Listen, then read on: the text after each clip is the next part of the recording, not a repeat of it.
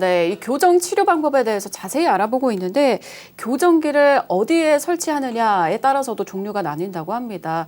보통은 교정기를 바깥쪽에 설치하지만 치아 안쪽으로도 설치할 수 있다면서요? 네, 그렇습니다. 교정 치료가 단기 치료가 아니다 보니까 외적으로 교정기를 착용하는 것에 관해 부담을 느끼시는 경우가 굉장히 많은데요. 이러한 경우 치아 안쪽에 하는 설치 교정이 대안이 될 수 있겠습니다. 설치 교정이란 치아 안쪽 면에 그 장치를 붙여서 치료하는 교정을 뜻하는데요. 브라켓을 안쪽에 부착해 신미성이 우수하고 브라켓 부착으로 인한 치아나 입술에 돌출감이 없다는 것도 특징입니다. 자, 원장님 앞서 가철성 투명 플라스틱 장치를 활용한 투명 교정도 있다라고 말씀을 해주셨잖아요. 네네. 이 투명 교정에 대해서도 좀 더 궁금합니다. 설명 부탁드릴게요. 네, 투명 교정에 사용하는 투명 장치는 아주 특수한 플라스틱 소재로 제작되어서 눈에 잘 띄지 않지만 효과적으로 어긋난 치아를 바로 잡아주는데요.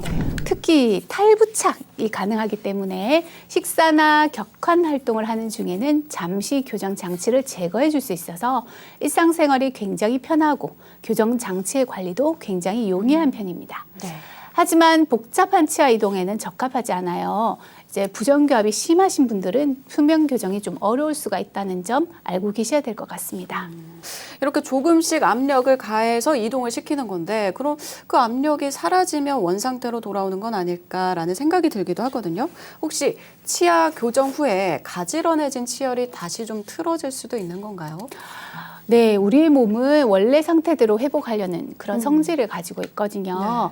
교정 치료는 치아에 인위적인 힘을 가하여 치아를 움직이는 것인데요. 교정 치료를 움직인 치아도 다시 원래 위치로 돌아가려는 그런 성향을 가지고 있습니다. 네. 교정 치료가 끝난 후 고정성 유지 장치와 가철성 유지 장치를 사용하는 이유도 바로 이러 때문인데요. 치아의 재발 경향은 교정 장치를 제거한 직후가 가장 강하고 시간이 지나면서 그 성향과 힘이 줄어들게 됩니다. 따라서 가철식 유지 장치는 장치 제거 후에 약 1년 정도는 식사 시간을 제외한 모든 경우에 착용하는 게 좋고요. 네. 1년 정도 경과가 지난 다음엔 치열이 유지가 잘 되는 경우에 한해서 밤에만 착용하도록 그렇게 권하고 있습니다. 자, 원장님 건강한 참견으로 또 다른 질문이 하나 들어와서요. 함께 보겠습니다. 제 얼굴이 약간 비대칭이라서 고민인데요. 비대칭 얼굴도 교정 치료로 해결할 수 있나요? 라는 질문입니다. 아우, 궁금하시겠다, 그죠? 비대칭은 그 원인에 따라 골격적인 비대칭과 기능적 비대칭으로 나눌 수 있습니다.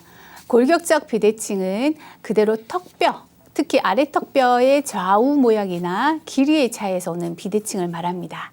이런 경우 치아의 배열도 영향을 받아서 좌우의 치아 배열의 차이도 있을 수 있거든요. 골격성 비대칭은 교정 치료만으로는 완전히 해결하기 힘들어서 앞교정 수술과 교정 치료를 병행하여서 특히 이제 비대칭된 턱뼈의 모양이나 길이를 바로 잡는 수술을 하고 이에 동반되는 치아를 배열을 가지런하게 해주는 교정 치료를 같이 함으로써 이렇게 개선이 될 수가 있겠습니다.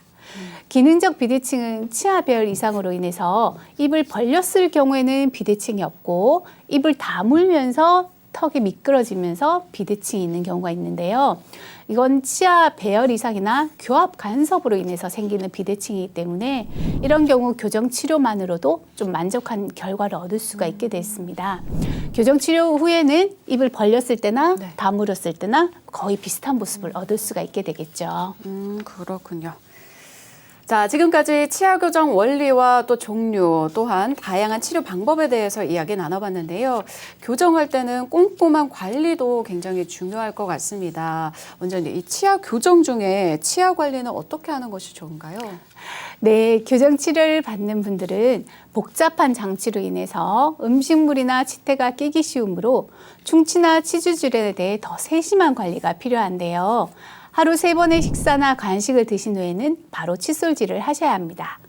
또한 교정 현자용 칫솔, 치간 칫솔, 치실 등을 이용하여 거울을 보면서 꼼꼼하게 칫솔질을 하는 것이 좋고요. 아동의 경우에는 교정 치료하기 전에 불소 도포증을 하게 되면 좀 충치 예방이 될 수 있겠습니다. 그렇군요. 자, 오늘 치아 교정에 대해서 자세한 이야기 나눠주셨는데요. 마지막으로 우리 시청자 여러분들에게 당부 한마디 부탁드릴게요. 네.